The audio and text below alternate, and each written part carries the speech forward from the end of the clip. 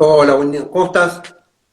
¿Qué tal, Juan? Bueno, ha llegado a la pantalla de Pereo Red el señor Juan José Gómez Centurión, precandidato a diputado nacional por el Frente Unión por el Futuro. Bueno, Juan, gracias por estar conectado del otro lado, gracias por compartir estos minutos con nosotros. No, un placer, al contrario, gracias por la invitación. Esta es una semana acelerada, en la semana de cierre de lista siempre es una semana de mucho trabajo y muy acelerada, pero es un placer estar con ustedes. Bueno, justamente eso queríamos comenzar preguntándote. Faltan, nada, 4 días para el cierre de listas, pero me imagino que no solo la semana es acelerada, sino también todo el mes, meses previos. Y a partir del sábado, de alguna manera, empieza como la carrera, ¿verdad? Y ni hablar después de las PASO, de cara a las generales. Es decir, ¿se duerme poco en estos días? Sí, se duerme poco, se trabaja mucho, se toma mucho café. Hay como tres etapas ahí en lo que vos acabas de describir. Una etapa cierra el sábado, donde en una alianza, digamos, se configuran las listas, se decide si va a haber paso o no en cada lugar. Esto cierra el sábado a la noche, y ahí hay un lapso de tiempo para preparar la campaña, y el día 8, formalmente el día 8 de agosto, empieza la campaña. Y ahí empieza ya la carrera en dos etapas. Primero las PASO y después las generales. Así que esto es más o menos el calendario electoral visto desde los que competimos, digamos, ¿no? Por supuesto, por supuesto. Juan, que nosotros en esta sección que hemos dado en llamar Te Conozco en 25, de alguna manera también intentamos tocar ciertos temas que quizás no son del todo habituales, pero en tu caso sí lo ha sido porque forma parte de tu esencia, de tu personalidad. Sabemos que vos recibiste la medalla Cruz al Heroico Valor en Combate. Bueno, y de alguna manera preguntarte, nosotros tenemos, y en mi caso tengo familiares que han combatido en Malvinas, preguntarte si el post Malvinas, ¿no? Vos hoy en día, de alguna manera, como otros veteranos, soñás todavía con Malvinas, tenés a Malvinas en tus recuerdos de manera presente, hay veteranos que aún tienen que ir al psicólogo. ¿Cómo fue tu post Malvinas y si de alguna manera eso te afecta hoy en día? No, bueno, la posguerra, uno todos los días piensa en Malvinas, pero desde el lado, digamos, de la recuperación de Malvinas, pero eh, en términos de efecto postraumático, no, yo no sueño, ni tengo pesadillas, no, para nada, nunca las tuve. Pero hay muchos camaradas que al regreso, y sobre todo condicionado por el fenómeno de un proceso de 40 años de desmalvinización, desde el poder, desde los medios de difusión, desde todo el discurso desmalvinizador de Argentina. Hubo muchos camaradas míos que han sufrido mucho el desprecio del poder instalado con el discurso desmalvinizador, y muchos de ellos no lo pudieron superar, ¿no? Yo siempre digo, en Malvinas tuvimos 649 muertos en la campaña, y la posguerra, casi con más de 600 suicidios. Siempre digo lo mismo, ¿no? Los gurkas argentinos generaron casi tantas bajas como los gurkas ingleses, ¿no? Y esto es lo doloroso del proceso que sufrió Argentina en la posguerra, ¿no? En El tema este proceso del de, enemigo instalado adentro.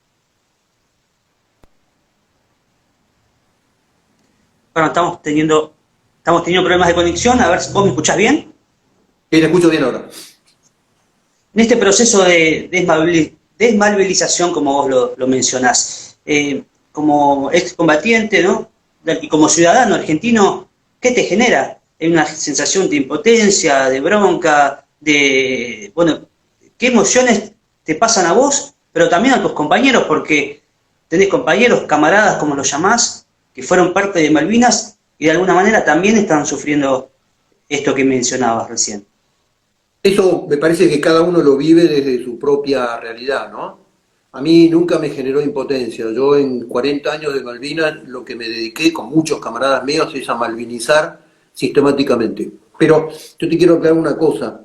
No es que yo llamo desmalvinización. La desmalvinización es un proceso que empezamos en junio de 1982, y fue una orden que surgió desde adentro mismo del ejército, de desmalvinizar el ejército, y eso después se trasladó a la política para desmalvinizar Argentina. ¿Desmalvinizar qué significaba?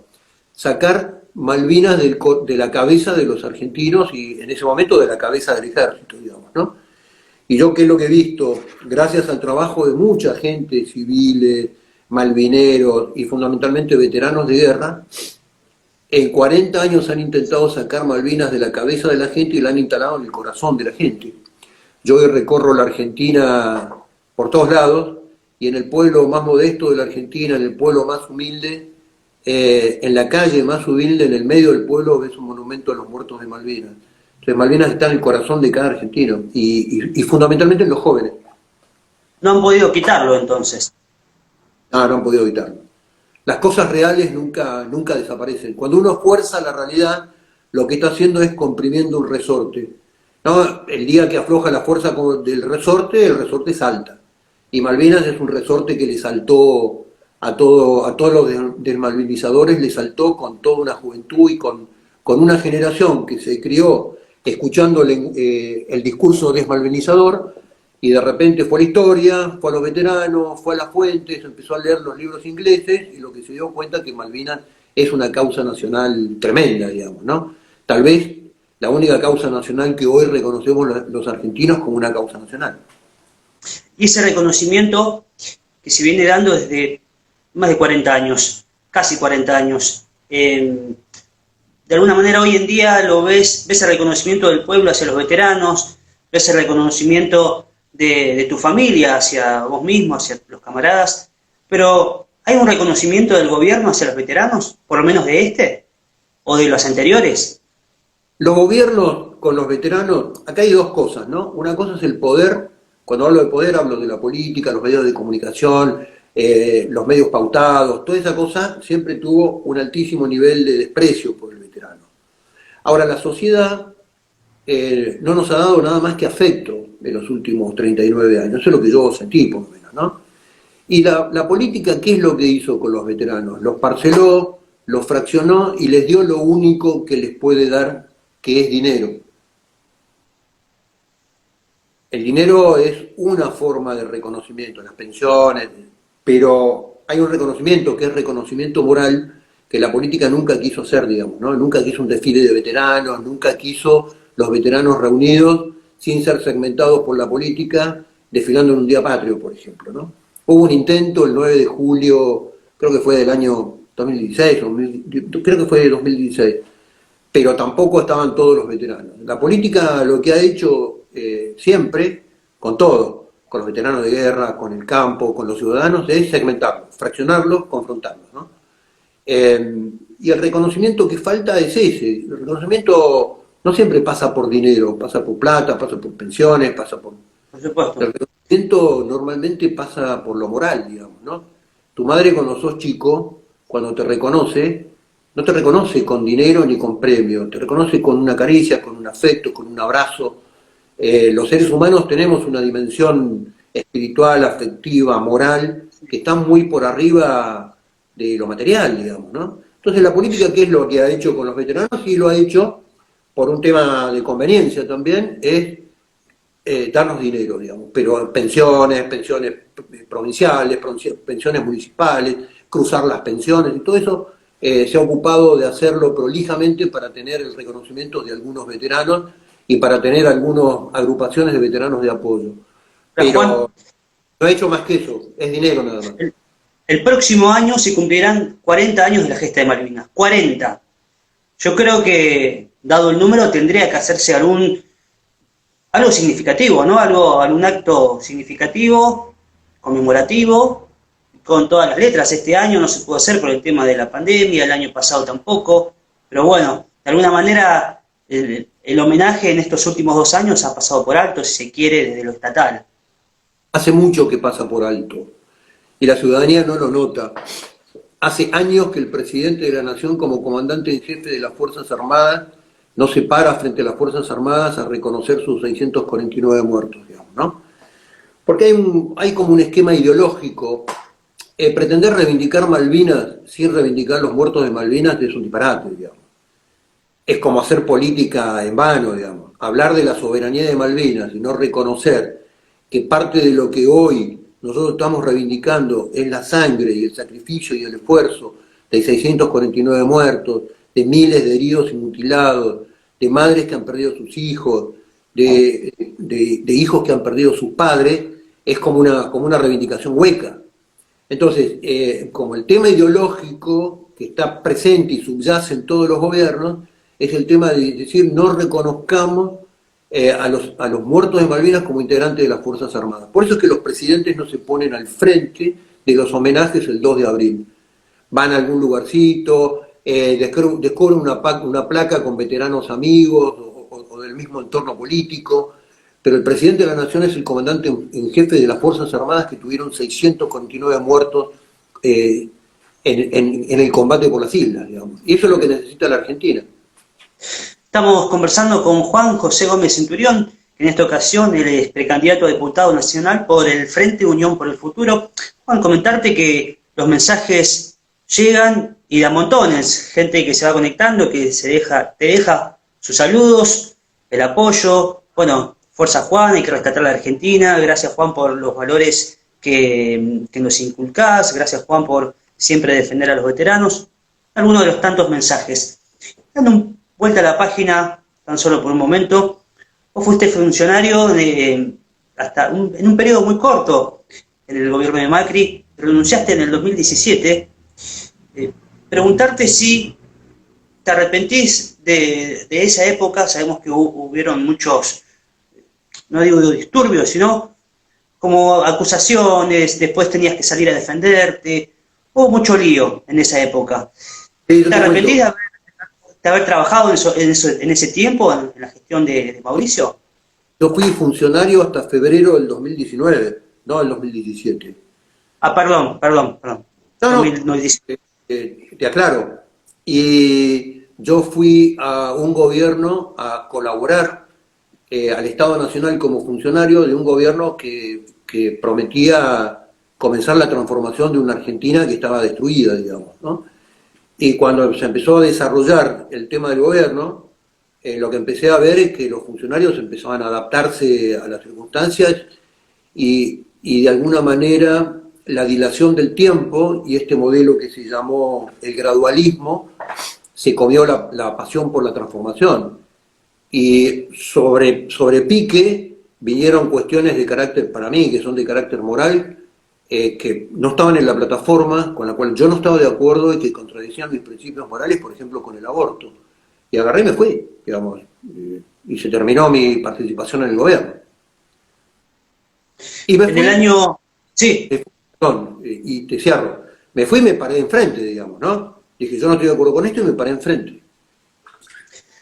Justamente en ese mismo año fuiste candidato a presidente por NOS y finalmente quedaste en quinto lugar. ¿De alguna manera te sorprendió? Porque si bien quedaste en quinto lugar, pero tuviste mucha repercusión, de alguna manera te instalaste como fuerte y firme candidato.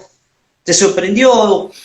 ¿Cumplió con tus expectativas? ¿Cómo fue ese periodo de 2019 que también te dio una base para estar hoy frente a las nuevas elecciones?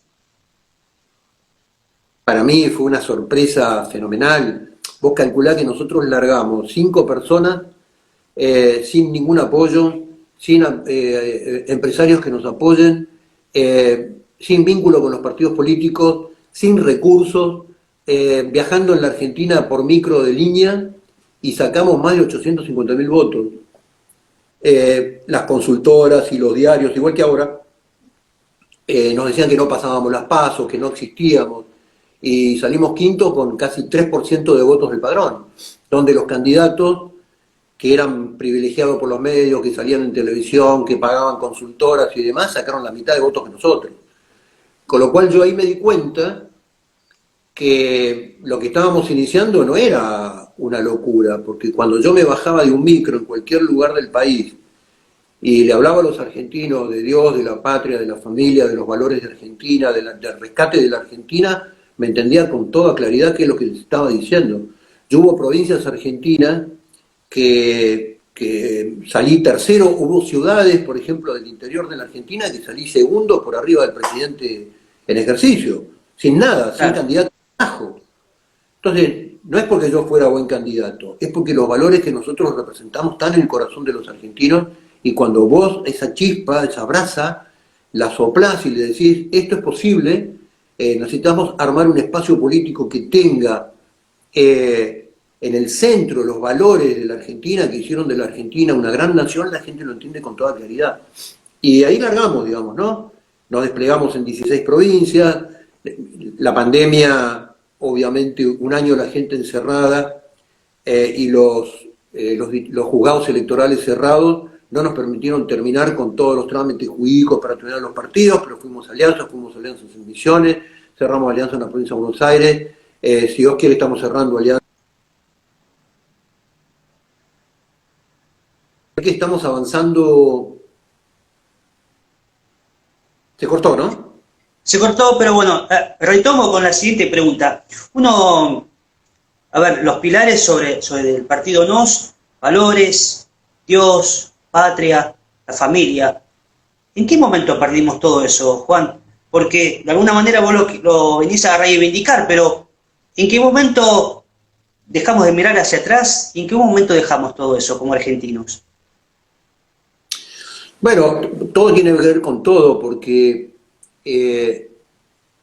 eso quedó atrás y se empezó a olvidar y salió del lenguaje de la política y salió de la praxis, de la acción de la política, cuando los dirigentes de la política argentina se sometieron a una división internacional del trabajo y a un plan de naturaleza internacional que obliga a la Argentina a cumplir con una parte de esa división internacional del trabajo y todo eso tiene un bagaje cultural detrás, que es arrasar con las identidades de las naciones.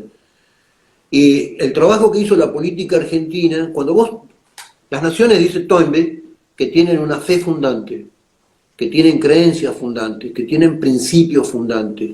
Cuando vos arrasás con esos principios, esos valores, deconstruís un modelo de identidad de un pueblo, de una nación, de una sociedad, lo que estás destruyendo es su principal poder, que es el poder de carácter espiritual y moral, que está en sus valores, en sus creencias, en sus principios, en sus raíces, en sus tradiciones. Y esto es lo que está pasando a nivel global, digamos, ¿no? Y la clase dirigente argentina se alineó en forma absolutamente pactada, y vos ves que transcurren los gobiernos y discuten temas pequeños en la política, pero los grandes temas de agenda siguen siendo exactamente lo mismo, con Cristina, con Macri, con todo. Entonces lo que nosotros decimos es Argentina tiene el plan equivocado con los peores dirigentes. Y eso es la tormenta perfecta para la Argentina. Eso explica que en 40 años, 40 y pico de años, hayamos acumulado 50% de pobres, 65% de los niños de la Argentina son pobres, 3 PBI de deuda, la catástrofe que vive Argentina desde el punto de vista social, económico, de devaluación de la moneda al 1000%. Esa es la catástrofe.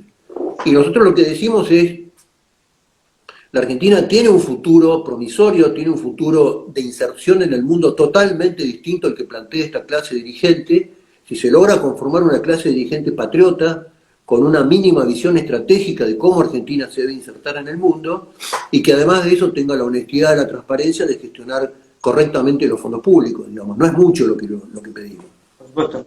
Pero, Juan, a ustedes de tu partido los tildan de tradicionalistas, conservadores, entre otras cosas, ¿no? Tradicionalista, bueno, uno tiende a pensar que alguien que respeta y guarda su tradición, pero la palabra conservador, como que incluso peyorativamente, uno tiende a pensar que alguien conservador es como que alguien que no se actualiza, alguien que quedó en el pasado. El otro día estaba hablando con un amigo, Matías Rodas, el cual, bueno, tiene 30 años, y dijo, con Juanjo hasta la muerte, ¿no? Como su lema. Y tiene 30 años, entonces me pregunto, este joven con 30 años, seguidor tuyo, de alguna manera, ¿cuán conservador puede ser los valores de una persona? Y retomando te pregunto, ¿a ustedes de alguna manera vos te molesta esta cuestión de que los tilden de tradicionalistas y de conservadores sobre todo?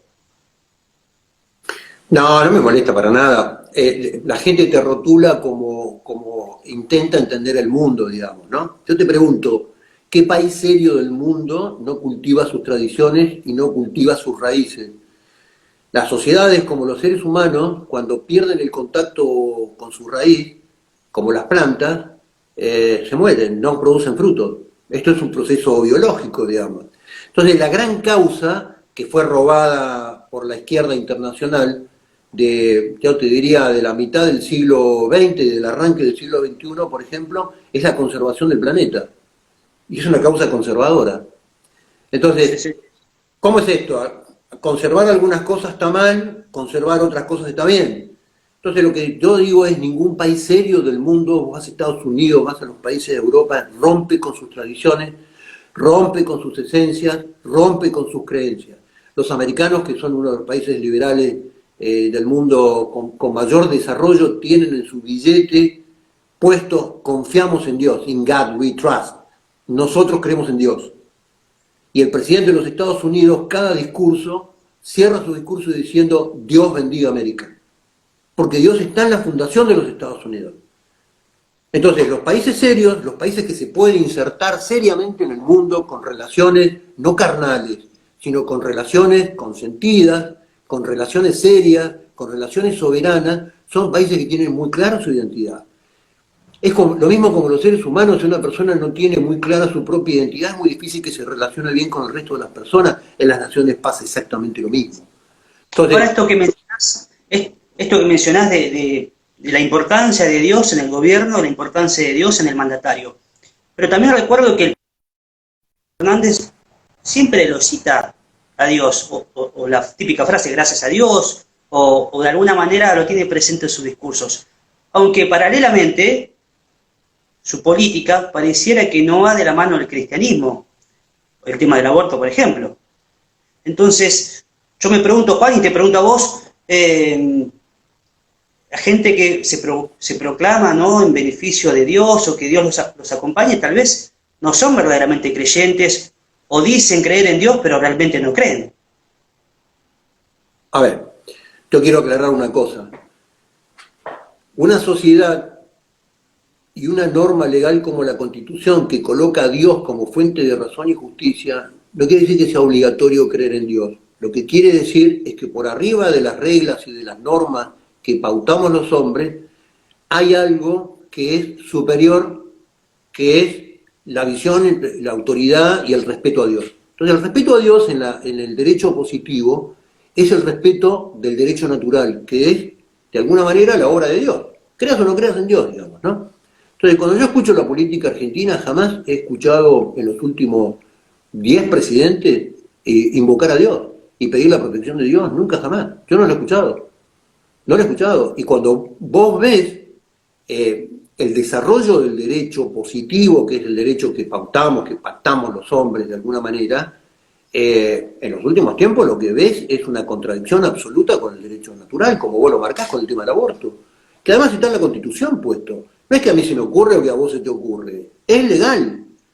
Y cuando los fundadores y los constitucionalistas en el 852 ponen a Dios como fuente de razón y justicia, lo hacen después de 35 años de guerra civil. Porque se dan cuenta que Dios estaba en el medio de la nación argentina y estaba en el medio de las creencias de los ciudadanos argentinos. Entonces, esta cosa de confundir el respeto a Dios con mojigatería o con un tema confesional es absolutamente absurdo y es una jugarreta que hace el progresismo, pero en realidad Dios está en el medio de la legislación argentina. Y se debe respetar, y si no, anda a cambiar el preámbulo de la Constitución. Ahí está. Lo pusieron los padres de la patria, digamos, ahí. Haciendo mención al presidente, preguntarte, del 1 al 10, ¿cuánto le pondrías su gestión? Esta gestión de año y medio, casi 2 que lleva, ¿qué número le pones a la gestión de Alberto? Y yo creo que tiene un 3 cantado, digamos, ¿no? No, prueba con 4, ni siquiera. Por no un 1, digamos, ¿no? Porque, a ver, porque el planteo es malo, porque el plan es malo, no es porque Alberto, este modelo, tal cual como yo te lo acabo de escribir, Argentina dentro de una distribución internacional del trabajo globalista cuyo rol es venderle materias primas a China es un fracaso para la Argentina. Lo maneje Alberto, lo maneje Cristina, que ya lo volcó, o lo maneje Mauricio, o lo maneje Mandrake. Lo que Argentina tiene que cambiar de plan. Entonces, quieren administrar un plan que es malo y encima lo hacen con los peores dirigentes, con los más corruptos, con los más amigos del poder, con los que más buscan el beneficio personal en la política. Entonces, es la tormenta perfecta para Argentina. En esta tormenta perfecta no hay capitán de barco que pueda manejarlo bien. No sé si soy claro con lo que te digo. Sí, sí, por supuesto. Y también haciendo, mientras charlabas, mientras te escuchaba, recordaba algunos de tus tweets recientes en donde, bueno, mencionabas esta cuestión de la compra de los penes de madera, ¿no? En donde vos decías que hubieran comprado pepino en vez de comprar esas cosas. Fue una ironía brutal, porque ya no Sí, nos sí, queda sí, sí. medio los argentinos, simplemente para decir que es una vergüenza que en la semana donde se habían producido 100.000 muertos por COVID, por negligencia del ministerio, de los dos ministros de salud, lo único que se le ocurre serio al Ministerio de Salud es salir a comprar penes de madera. Vamos a hacer una serie de análisis. Primero, si quiere dar educación sexual, el Ministerio de Salud, que no es la función del Ministerio de Salud, sino sería la función del Ministerio de Educación, 10.000 penes no alcanza ni para el 10% de los colegios de la Argentina. Segundo, si los hubiera licitado el Ministerio, ¿sabes por qué no los licita el Ministerio de Educación? Para, ¿Por qué? para, para implantar en la ESI. Yo te voy a explicar por qué. Porque si los comprara el Ministerio de Educación para aplicarse en la maldita ESI, que es corrupción de menores, yo ya lo he dicho en la campaña del 19 hasta cansarme, tendría que tener la autorización de las comunidades educativas en cada uno de los colegios, verbigracia de los padres.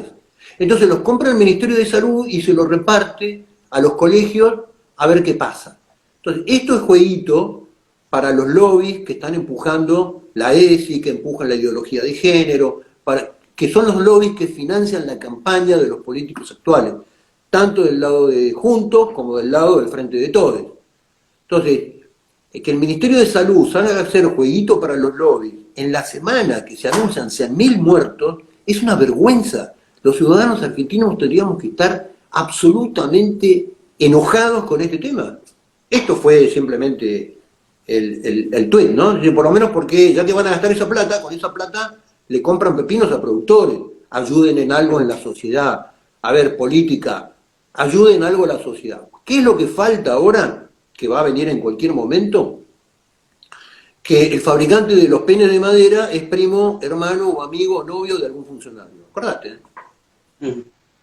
Estamos con Juan Gómez Centurión. Bueno, dentro de algunos días ya se va a saber el cierre de listas, vamos a saber finalmente quiénes oficialmente van a estar de cara en las PASO. Juan, preguntarte por tu relación con Cynthia Houghton. Ahora, bueno, ustedes no han hecho alianza para estas elecciones, pero, digamos, de alguna manera ustedes dos se hicieron conocidos y han tenido una buena impronta en las últimas elecciones. Preguntarte, primero, cuál es tu relación con ella y por qué no han podido fortalecer nuevamente la alianza en estas elecciones. Bueno, a ver, yo a Cynthia Houghton la invité en el 2019 a formar parte del Frente NOS, que era el frente que yo estaba armando, y cuando a ella se le cae la lista en la provincia de Buenos Aires, que era candidata a primer diputada, le pedí que me acompañe en la fórmula presidencial. Después de las elecciones, lo que pasó también es que si vos te fijás en el armado de nuestra alianza, están los mismos aliados del 2019, inclusive el Partido Valores para mi país. El Partido Valores para mi país, de alguna manera también me pidió que Cynthia no sea candidata, con lo cual no fue invitada a la alianza, pero también por un pedido del partido, digamos, ¿no? Claro. Y, bueno, ahora... Sí. Partido Valores para mi país con su presidenta, que es Graciela Nemi, que va a ser candidata nuestra en la segunda sección electoral, le dijo, bueno, Cynthia no pertenece más al partido, con lo cual no veo la necesidad de que sea candidata. Por supuesto. ¿Y vos, finalmente, tendrás internas o no? Es como que veremos todavía.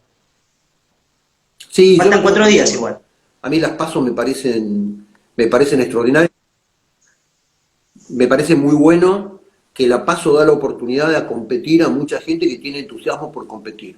Así que yo no, es más, yo en el 2019 quería PASO. Yo en el 2019 le pedí PASO a Esper y no Mirá, quiso. Sí, febrero del 2019. Ahora, ¿cuál es el problema? Que hay que tratar de evitar las PASOs porque es un esfuerzo, sobre todo en partidos como nosotros que no tenemos ni empresarios, ni megamedios, ni la política que nos banca, ni amigos narcotraficantes.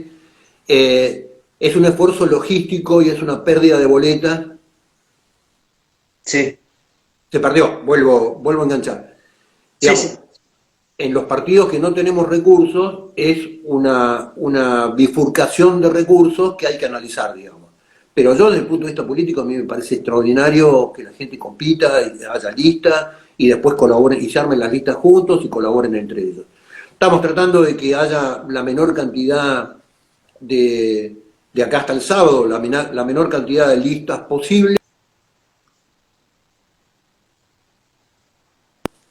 Se perdió un poco la conexión con Juan, a ver si volvemos, ya estamos finalizando. Juan, No sé si quedó claro.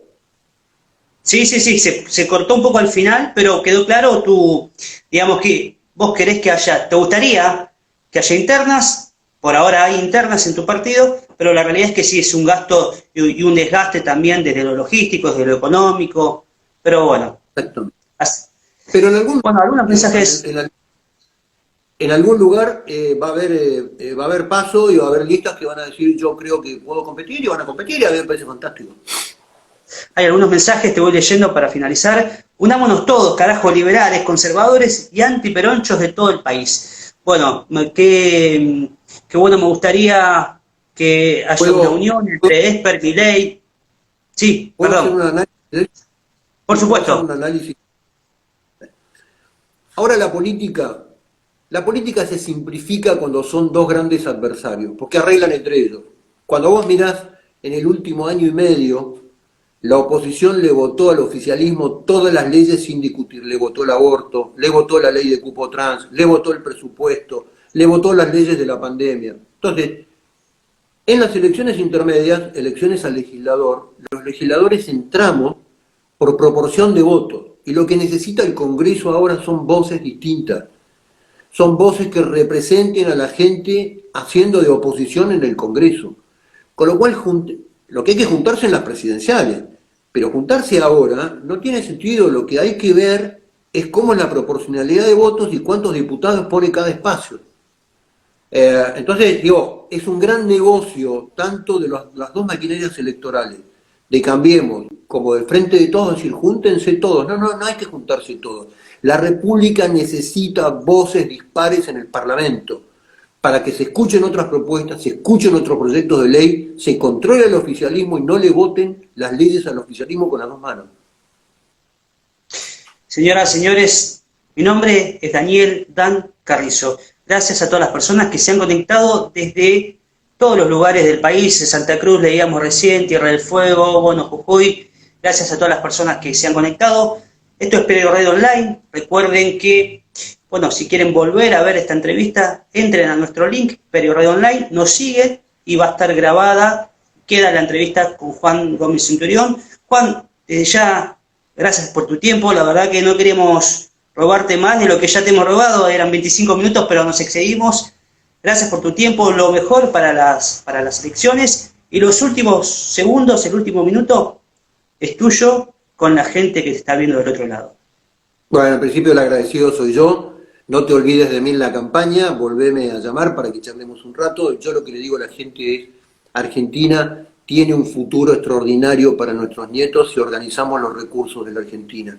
Lo único que necesita la Argentina es buena dirigencia, y la política lo que tiene que generar es buena dirigencia. Y los ciudadanos, la responsabilidad es no seguir votando lo que han votado hasta ahora, porque van a tener exactamente el mismo resultado. Entonces lo que les pido es que, no solamente con nuestra propuesta, abran la cabeza y el corazón a propuestas nuevas que proponen un futuro distinto para la Argentina. Así que bueno, gracias a todos los que están ahí, gracias por bancarnos, y no te olvides de mí en la campaña. Por supuesto, el señor Gómez Centurión. Adiós. Gracias.